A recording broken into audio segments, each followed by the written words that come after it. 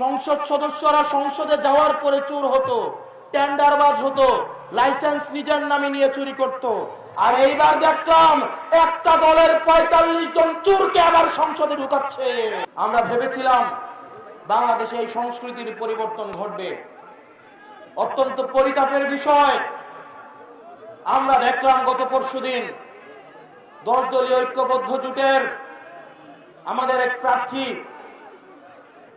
এক নারী বোন যখন ভোটের জন্য বাড়ি বাড়ি যাচ্ছিলেন, তখন একটা দলের একজন কর্মী এই গর্ভবতী মায়েকে পেটে লাথি দেয়। যারা এই সুবর্ণচরে গৃহবধূকে গণধর্ষণ করে ধানের শীষে ভোট দেওয়ার জন্য,